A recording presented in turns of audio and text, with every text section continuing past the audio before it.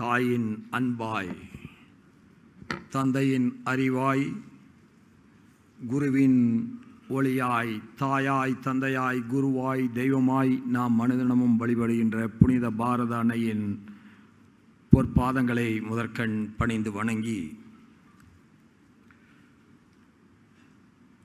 we all are gathered here to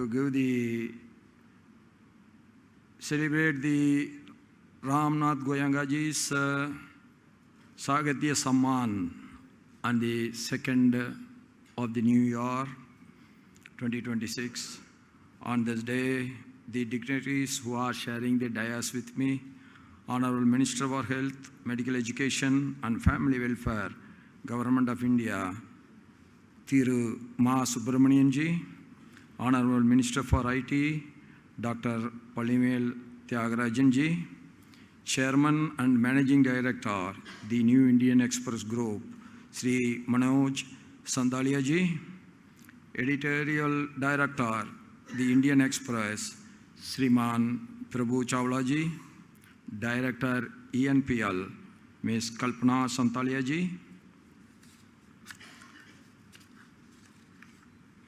Editor of the Indian Express, Ms.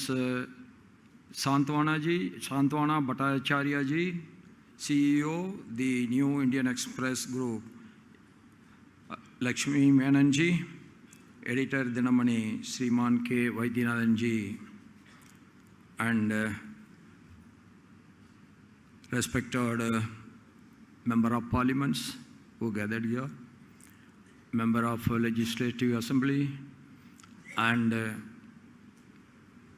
ex-member of Parliament who are sitting here, and former ministers. I say my namaskar and vanakkam to everyone. I am pleased to be here today at the ramnathgoenka Sagatya Samman. This is an occasion that celebrates the enduring power of literature, the ideas, above all that, the fearless expression. It is easy to say that fearless expression should exist, but very rarely it exists, and it was existed because of Ramnathgoenka ji. This platform brings together the writers, thinkers, and the intellectuals who enrich public life through the great write-ups and thoughtful engagement with the society. Such gatherings reaffirm the central role of literature and journalism in shaping a reflective and responsible nation. No nation can emerge without a very good, fearless journalism and deep literature. I pay my respectful tribute to Sri Ramnathgoenka ji, a towering figure in Indian public life, and fearless journalism means Goenka ji.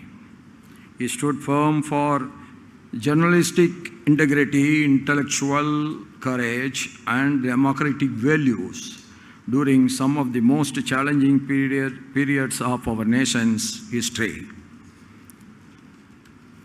His life and work remind us that truth is not a matter of convenience, and freedom of thought demands both courage and conviction, and he is an exemplary figure for both conviction as well as the courage. Sri Goenka ji remains a conscience keeper of Indian democracy, someone whose commitment to fearless expression continues to inspire generations. He believed that ideas must circulate freely, that questions must be asked, and more important, that questions should be properly answered, and that power centers must always to be held to accountability. That is very important in public life. In remembering our Sriman Ramnathgoenka ji, today we recall a life devoted to the nation, to democratic ideals, and to the moral force of the writing spirit. I was very young. You all know in Dinamani there will be, title Dinamani will be like this. Nowadays it is not there, they have changed the pattern. And then after Dinamani there will be one small box news, always it will be there. I am standing here as a Vice President of India because of that news which I read on that day. When I was very young, my mother always says something about spiritualism and patriotism. That immune into my mind all the time. So mothers are always playing an important role in shaping anybody. So she always talk about very high about then Uparashtrapati and then Rashtrapati of India, Dr. Radhakrishnan ji. In that news I have read one. Radhakrishnan ji has written so many philosophical books, so many books. But whatever he has written that has been banned by the Turkish government, that Hinduism is not a religion, but Hinduism is a way of life that has been banned. And nobody has questioned it in India at that time. There was one, I have read that one party known as Jansangh, under the leadership of Vijay Kumar Malhotra ji, they done one dharna against the Turkish consulate in Delhi. That impressed me and I was searching for that party for nearly a year. After a year I find the party and then I became the member of the Jansangh, and that leads that I am standing here as the Vice President of India. That impressed me and I was searching for that party for nearly a year. After a year I find the party and then I become the member of the Jansangh, and that leads that I am standing here as the Vice President of India.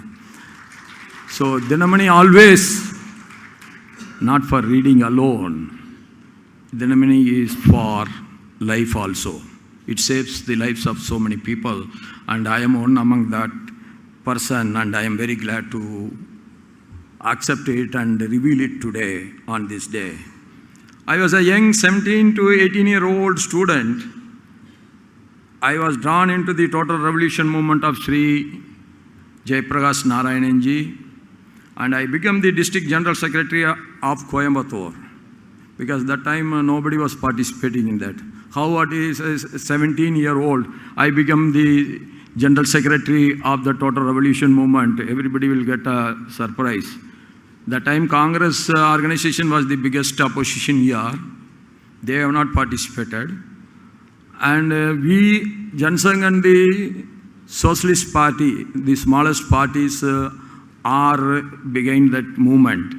That in my district, at that time it was my home district also under Coimbatore only. So it is Coimbatore district. So I became the general secretary of that movement for Coimbatore district. And after that only the emergency was imposed. During emergency, Sri Ramnathgoenka ji upheld the journalistic values and opposed the emergency and press censorship without any fear. We heard that during the British Raj, Bharati has been forced to migrate to Pondicherry, and from there only he was able to publish his India and Vijaya, the journals.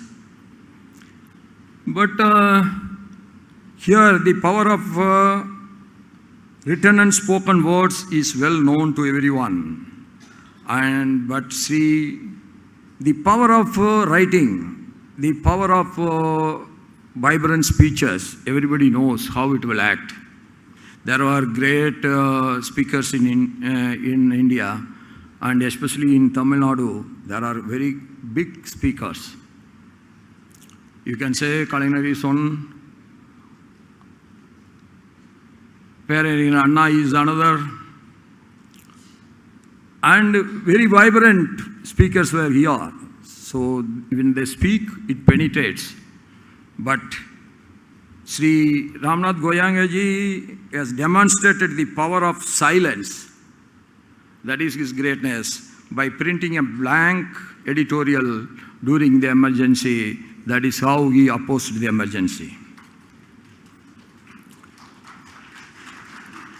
Literature has always served as a mirror of the society and a torchbearer of civilizational values. Through stories, poetry, essays, and criticism, writers capture the anxieties, aspirations, and transformations of their times. And at the same time, literature preserves cultural continuity, enabling the society to remain rooted even as it evolves. India's literary tradition stands among the richest in the world. From the days of Vedas and Upanishads to the great epics, and from Bhakti to Sufi poetry to modern literature, our intellectual heritage has encouraged dialogue, dissent, and diversity of thought.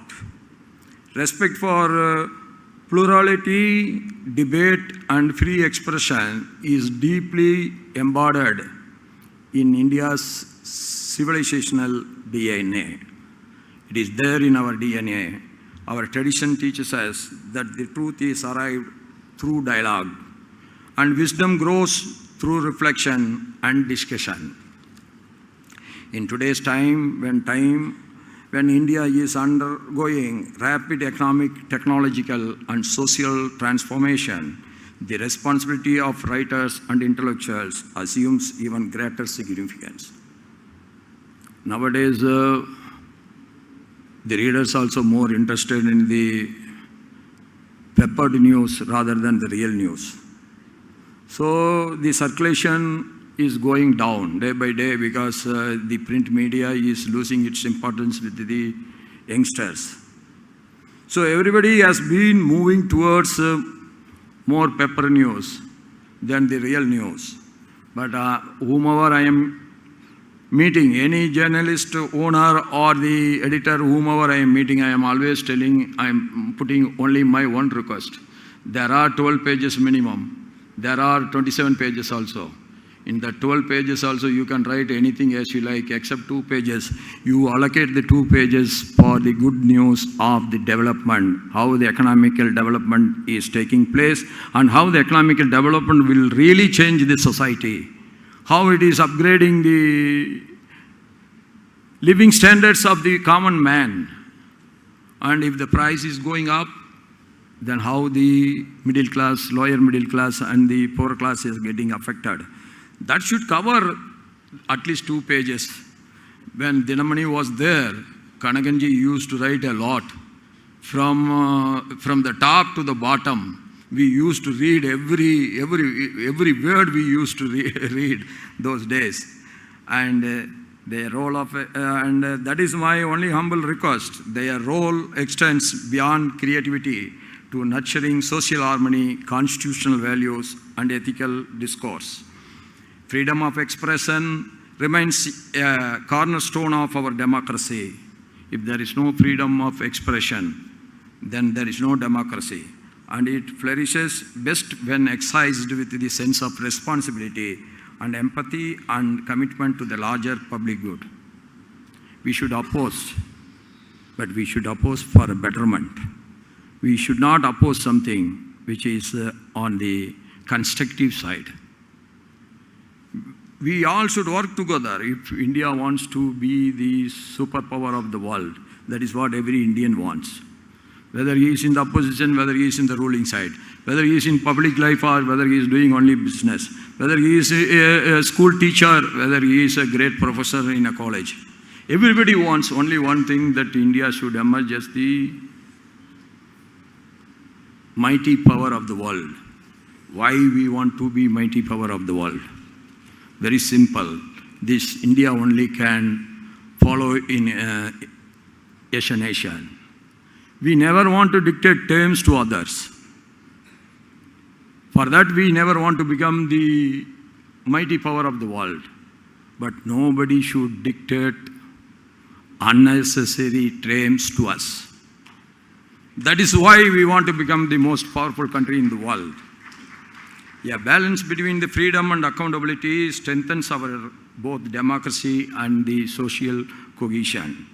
I would like to acknowledge the visionary leadership of our Honorable Prime Minister Shri Narendra Modi ji in placing India's cultural, linguistic and intellectual heritage at the center of the national discourse. In the recent years, there has been renewed emphasis of Indian language, literature and tradition alongside encouragement for innovation and global engagement. Malanji was sitting here. My first function was at Patna that was organized by the Cultural Ministry of India. That Malanji participated in that. Almost every scholar has been called from all languages, and I have seen Malanji was sitting there on that day. Modiji is want to take all the languages, all the Indian languages as his own. The conferment of classical language status to Marathi, Pali, Prakrit, Assamese and Bengali reflects this commitment. Gyan Bharat Mission, an initiative of the Ministry of Culture, has placed India's cultural and knowledge heritage at the heart of the national renewal.